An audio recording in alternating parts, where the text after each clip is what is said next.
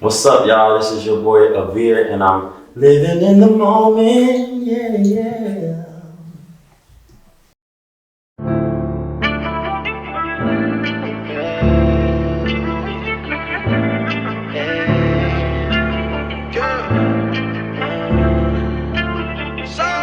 When I think about the way that I love you, how you always make me smile, there's something special about you. You light up the darkest room with your magical electric mood. Wish I that will stay bright forever. Recording booth, and this is one of our live rooms. Yes. All of the live vocals. I love it. I'm loving this background too. I love how, the vintage look. It's just, It takes you back. Very nice. This recording studio, what I love about it is every single room, right, has a different vibe. It really does. It really does. Listen, we got to get more into it. Yes. Come with me. We're going to start this interview. Let's go.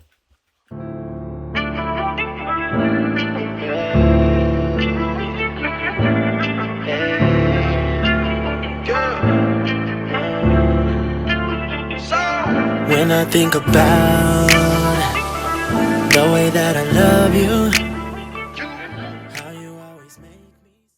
Hello, I'm Oroscia L, and you have officially tuned in to Living in the Moment with Let Us Live magazine. I have the pleasure today of sitting with the one, the only, Avehre. He's a musician, CEO, songwriter, and boy, oh boy, are we pleased to have him here with us today. Hello, sir. Hey, how you doing? Beautiful. I am wonderful. Oh, thank you so much for having me on the show today. Thank you for being here. So we are going to go ahead and get started, right? I know that you have a myriad of songs, right? Yes. There's Bulletproof out there. There's To the Top. You also just dropped a song this month. Yes. Miles, correct? I did, yeah. Absolutely. Can we talk about the inspiration for that? You worked with King Gas, right, as a producer? I worked with King Gas for this song called Miles. I recorded it in Atlanta. I know a couple of you guys are from Atlanta. Yes. I love to record in Atlanta. My last time working with this guy named Selassie Douce, which is from Ghana. He engineered me for that song. And honestly, I love that record because it's just talking about a love story. You know how you could be with somebody and it was going real good, and maybe y'all got separated and you just kind of reliving the glory, remembering the good times and reliving the glory days or whatever. It happens. So that song was just about longing for love, and I just wanted to serenade, the ladies on this one. You know what I mean? So, I love the visuals for it as well. Thank you. It was super fun. energetic. So it looked fun. like it was. It looked like it was. So you mentioned that you like to shoot videos in Atlanta, right? But I know that you currently live in LA. I do. How's LA life? Like, it's beautiful out here for one. I love LA. I've actually been living in LA on and off for about 8 years. I moved out here in 2012, I want to say. And that's when I first started working with Gladys Knight. Yes. And so even though when I was touring with Miss Knight, I lived in LA, but I never really was home because we was always on the road. Yeah. So this is really, the last 2 years since the pandemic is the first time I've really gotten to see the city from a new vantage point. Got it. And I just love it. I love all of the creative vibes. I love the mountains. I love being this close to the water. And then the opportunity to be here at the Mike House Studios and to record, at my leisure is just a blessing. Right? Yeah. A big blessing. Heck yeah. Yes, and we're happy to be here with you. Thank y'all for coming remote. Yes. Yeah. Even better. So with that being said, in terms of LA, right? When I think of LA, I think about creativity, I think about freedom. Yeah. What would you say has been kind of the platform for independent artists that are currently here in LA? I think that it's an ever-changing market and we're having to create our own lane, which is a great thing because it allows people to really step into their own and really make it happen. Right. So, with the pandemic, it's been all virtual. Yeah. And that's challenging everybody to be creative because it's like, how do you keep people's attention? You can't touch them, you can't see them. Right. They're watching you on the screen. Yeah. How do you keep it up? So I think that right now it's all about connecting with other people, because that's the only way you're really gonna grow and be able to do more than what you were doing on your own. Absolutely. So for me, it's all about networking. Yeah. That's what it's about. So in addition to networking, right, we're talking about even just the virtual world and kind of how the pandemic really brought that to light. How would you say you make people feel, right? Everything that you have through the virtual world. I feel like I try to make people remember a moment. You know what I mean? Like through the music. And what I mean by that is, for me, music is like a time machine.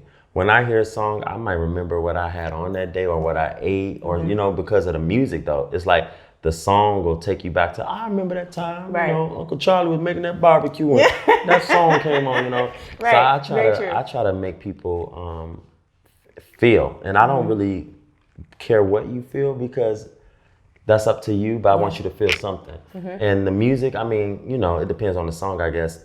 You can be intentional about what you're trying to make them feel, but everybody gonna relate to the music some different way. Like if I play a song right now and say, what does this song mean to you? Yeah. Everybody's definition gonna be different, but I bet you it's gonna still impact them in some way. Yeah. So I just want you to feel. I don't really care what it is you feel, I want you to feel it. Absolutely. You know what I mean? I love that. So talk to me about the moment, right, that you knew that music was for you. It started early. It was in church. It was definitely in church. I had to be maybe 6 years old. My aunt discovered me. She was a gospel singer named Sharon in Chicago. And it was a Kirk Franklin CD on. And she was playing Stump. And I was just back there, make me clap. Yes. And she was driving her express, so she turned around like, you can sing. And I just remember how much joy she's had in her face. And like, you know, after that, I started to perform and minister in different churches. I started my first choir, and it just brought people together. I remember we used to love going to choir rehearsal. You know what I mean? It was like a holiday. You get to see your friends, you get to do music. Then we getting ready for an event, you know what I mean? It was just life-changing, because it was the best way to connect with people from all over the place. Different walks of life. You may never meet them if it wasn't for music. Yeah. You know, so it's just music for me started early. I knew I had to do it for the rest of my life. You seem really grounded, right? Just being able to have the privilege that I've had so far to be kind of around you. I appreciate that. You seem very grounded. Would you say it's kind of from your church background? You know, I don't know if it's from church. Well, yeah, I think it's from my parents mostly. Okay. You know, and they took me to church, but it started at home for me. Humility is everything. You know, even the word says the humble will be exalted, and the exalted will be humble. Yes. And I just think you just gotta remember where it come from. You know, we got all these blessings, but it's no goodness of our own. It's because, you know, God did it. So I just always try to remember that, and you never know who you're gonna meet, and you never know their background, their story. So just be gracious, you know? I love that. And I can tell that it's genuine. Yes. So I love that. So switching gears just a little bit, right? I need to make sure I get this title correct. Oh, snap. Head of A&R and Artist Development of the Mic House. Oh, snap. Right? Yes. Okay, big deal. It's also a big deal because it's Black owned. It's a Black owned studio, y'all. In Hollywood. In Hollywood, right off the one. We are around the corner from Capitol Records. Yeah. And what I love about this business and this family, because it's more than just a business, it's really a family. And you guys have the opportunity to meet Raj, who was one of the owners and founders of this company, and one of the most incredible producers in the world. They opened the Mic House with the intention of independent artists having the resources to thrive. We actually are one of the first, if not the only, subscription-based studio. I love it. Where, you know, independent artists sometimes don't have the funds to pay every time. It's so much money. But what if you pay a monthly subscription and have access to a facility where you can record, you can get mixing and mastering, you can get songwriting, you can get, you know, for your photography done, you can go on a podcast. You know, it's so much that we have here in our facility, and it's for artists, by artists. You know, so that's why I love this place, because it's all about empowering people. Yes. And it's about giving them the tools they need to thrive. Yes, and the opportunities. Yeah. And so as the A&R here, it's just been incredible working with Raj and Britt Love and Anna E, which is 3 of the artists that are part of our label. Very nice. and they all incredible. So yeah. Very nice. So what steps do you take to kind of develop the artists that are here? Well, you know what? Honestly, I will say that the artists here are super exceptional. Okay. And they make my job very easy. They were already polished. Nice. You know, right now it's just been about brand development, you know, making sure we have all of the images we need. So like we just flew out to Chicago. I set up the photo shoot for all 4 of myself and the other 3 artists. Yes. You know, I coordinated our live performance. We did a virtual concert out there. So I had a friend that owned the venue, hit them up, and very nice. We actually filmed all of that. And then, you know, so just actually coming up with all of the content that we need, talking to the artists, sitting down about what their vision is, and then making it come to life. You know, but I'll say it hasn't been too much on the development side I've needed to do. Okay. You know, because they just got it, you know. So for those artists that are out there and they're going to see this interview, Yes. right? And they're saying, oh, I want to work with Avehre, I want to be like him. Right. What advice do you have for them? I would say learn the business, you know. That's the most important thing. I would say that at one point I was just all about creativity. Okay. And I was creating and putting all this stuff out there, and I was getting depleted, and I was wondering why I wasn't making no money. And I said, because your ass didn't sit down and learn the business. Okay. So I had to go back, and that's something that, you know, sometimes we don't do enough of in our community is empower our young people on, you know, financial freedom and business and business management and time management and all of those things. So for me, the creative stuff it comes naturally. That's innate to us. It's second nature. But learning that business will change your life. Learn about publishing. Learn about songwriting. Learn about copywriting and how all of those things work together. Because to me, that's gonna help you thrive even more. Once you have, you know, that music, how do you monetize it? How do you get it out there? Yes, that's the true empowerment. Yeah, absolutely. For sure.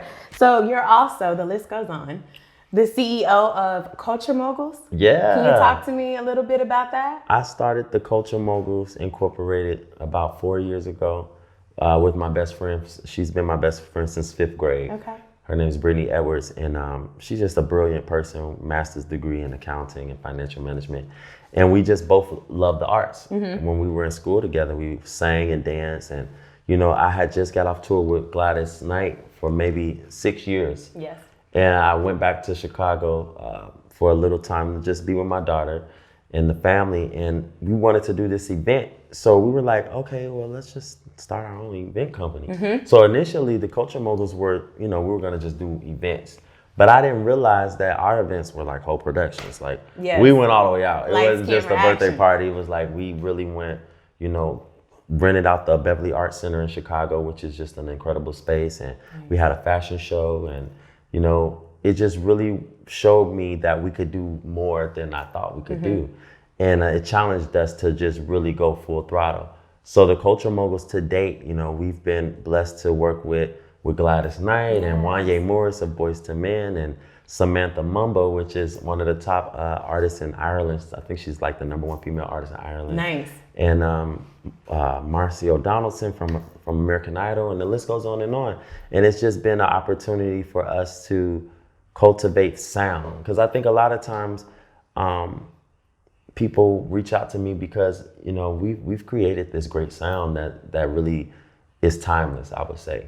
You know, it has a lot of different layers to it where you can hear, you know, the nostalgic of like my influences like Gladys and Wanya, but also it's still youthful and vibrant and very relevant. So we've created this this sound, and that's what I want Culture Moguls to be known for the sound.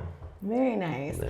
So you've mentioned the Empress of Soul a few times, right? Miss Gladys Knight, the one, the only. Oh yeah. So also you have it on your Instagram as well, kind of the official protege, if you will.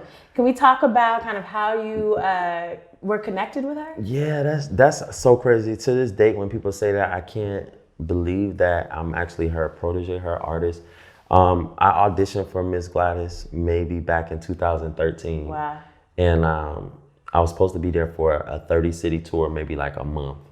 And it turned into 5 years, 6 years, and maybe 2 years into that, you know, she asked me to write for her. Nice.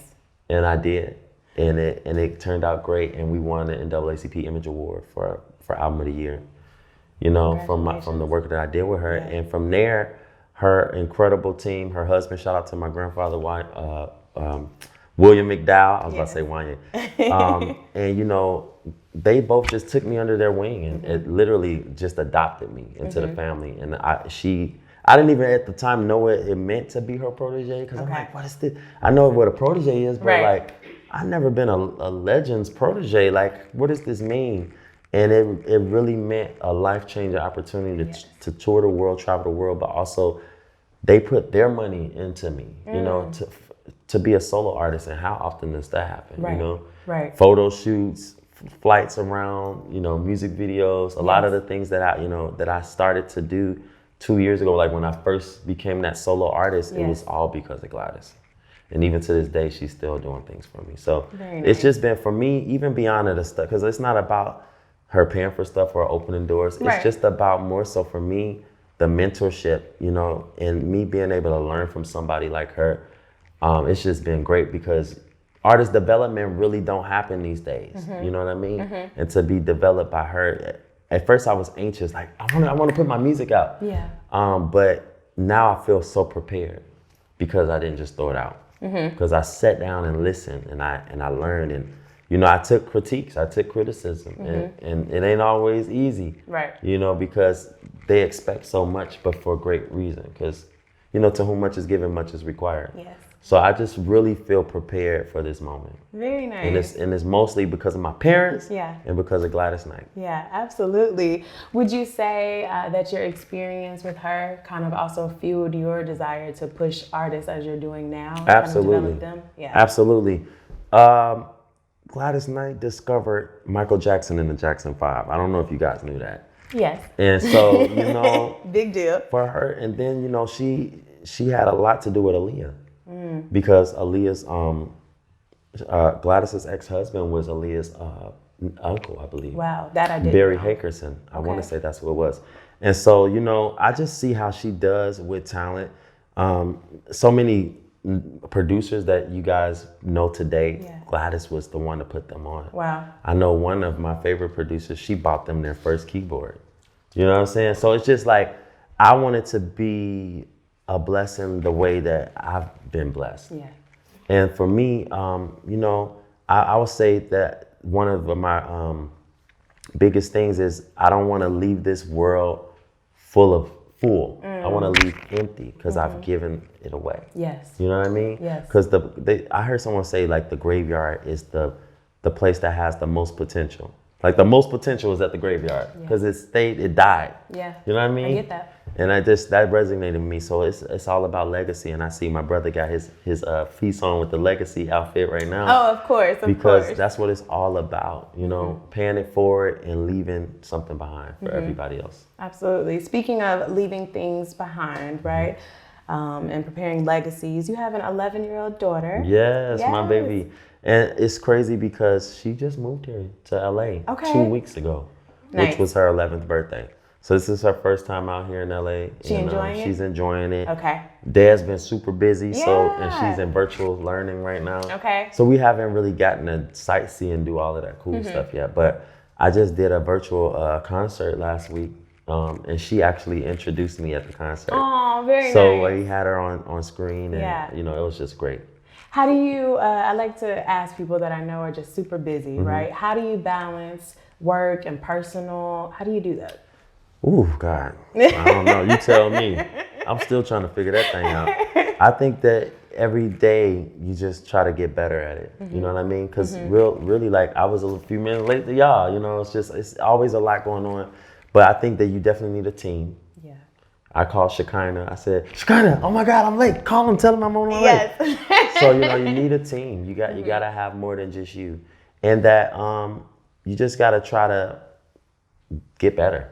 You know, for me right now, time management is something that I'm trying to master, and just being more organized. Okay. Because I have a lot of ideas, and sometimes I'm last minute with them. And I don't know, for me, I kind of get a kick out of it, but not the team. You work good under pressure. I work good under pressure. Okay. My team be like, you mean to tell us it's tomorrow? Yeah. You know, so I'm working on that because I want to be considerate of other people's time and like, you know, I might could just pop up, but they might need more notice. So, you know, it's just a learning experience, trying to always better myself and just push the envelope and just get better. Understood. So with your daughter, does she want to be in the music industry? You know what? I think she actually does, but she's shy right now with the music. Myself and her mom are really like into music. Her mom could sing. Yes, okay. So, but my daughter, she could sing. She's more so right now into anime. Okay. She is an artist. She can draw. Very nice. Extremely well. It's so great. And she dances and she's just into learning. And I think that that's beautiful that someone that young is just all about education and just knowledge. I don't want to be that father that like, you better sing because I sing, you know. I try to get into music, but don't want to force it. Yeah. But she does love J-pop. Okay. So she's into music that I don't even listen to yet. Yeah. But she's been showing me some new stuff. So it's just been great to just see her evolve into her own person, you know. I love how you like are lighting up when you're talking about your Everybody daughter. says that. Yeah, it's a beautiful thing. It's my only kid too, so it's just like to see her meant like her life just come to be. It's just been a blessing. I have to ask then, what has fatherhood taught you? Patience. Okay. It's taught me patience. It's taught me to be more vulnerable because I'm really a closed off person, honestly.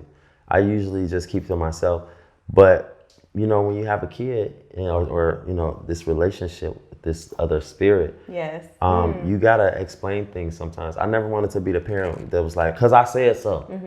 You know, like, well, why? Like, they really need to understand. And sometimes you just got to be vulnerable and transparent. Right.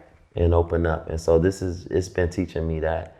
And even, you know, it's been helping me with my artistry too, because you got to connect with people. Yes. And I think that sometimes in the past I've been more, so we know how you so focused on something, you not paying attention to other things, but that's not good, you know, because it's the whole world around you. Full picture. You got to take off your blinders sometimes and get other perspective. Absolutely. So being a father made me pay attention to more things because, you know, you got to make sure they ain't blowing up the house. Right. You got to actually be more alert. You actually got to pay attention.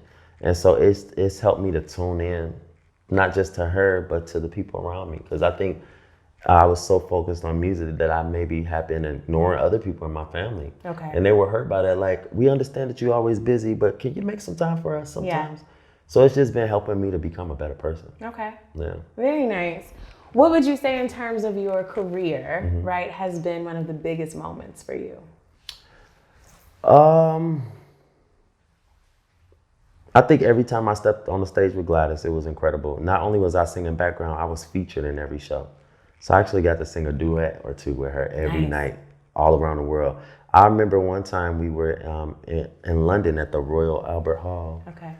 And that was incredible because that is one of the most prestigious venues in the world. And, you know, I've been on red carpets with her. I want to say one of my most incredible moments for me probably was just this week, you know, doing my first virtual concert, like I said.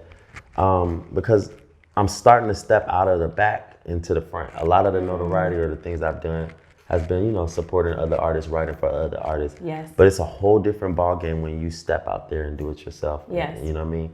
So this week was kind of like an evolution moment for me because we're putting the final touches on my EP and, you know, I just had my photo shoot for the EP. Now we got the visuals going. Yes. So I'm really proud of this season that I'm in. Very nice. So you're kind of going into it a little bit, but I was going to ask what other projects do you have that you're currently working on? Oh, well, it's so many projects, you know. I'm still trying to balance being an artist and a producer. I don't know which one I like more. I think I like producer more. Okay. Only because you get to work with so many different other people. And as a writer, I'm able to like almost anamorph into other things that maybe I wouldn't be comfortable saying as Avehre. But okay, this artist, that's their vibe, and I can live vicariously through them. So like, I love to write. Writing is my biggest passion. I'm writing right now. I'm working with Columbus Short, you know, which is incredible. One of my favorite actors. He was in Stump the Yard, and he was, you know, in Cadillac Records and Scandal. But he's an incredible singer-songwriter. Okay. And you know, I'm so proud of him because he's stepping into that music, and he's been doing it for years. He actually used to work with Neo, but he's stepping into that, and I'm you know, a big part of this project. So I'm excited about that. Yeah. And always working with Wanye. Over the last 3 years, I've been, you know, just been like a mentor, big brother to me. Okay. I thought we was doing a new Wanye album. He got enough music to do it, let's say that. Okay. But we've decided to, you know, like he's just like me as far as pouring into people. And he's got some new artists that we're working with, and we just been building that thing up. And then I'm working with, like I said, Marcio Donaldson from American Idol. He was on Idol maybe 2 years ago.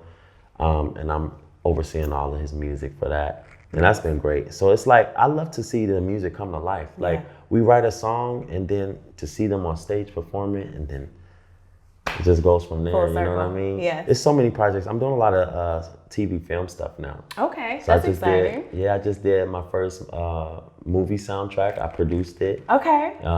For a company out in Vegas, Broadway in the Hood, which is an incredible theater company. Hood stands for Helping Others Open Doors.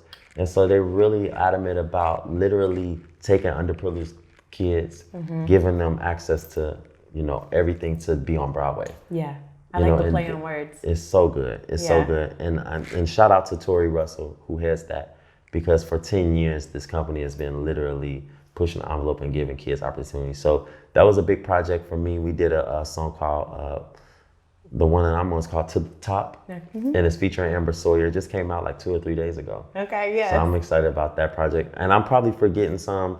There's so many projects, but you know, for me, it's just all about creating content. Yes, you're busy. Yes. You are busy. And because you're busy, again, I want to say thank you for your time. Never too busy for y'all. That's Well, thank you. Much love Appreciate from LUL. Again, thank you for your time. Thank you so much, Thank you for LUL. your hospitality. We're loving LA because of you, so thank you. Y'all gotta come back. We will. Yes. We most definitely will. And I'm gonna come to Atlanta and Orlando. Yes. And the Carolinas and all of that. You know where to find us. Absolutely. Absolutely. Until next time, everyone. Again, I'm Oroscia L, and you have officially lived in the moment.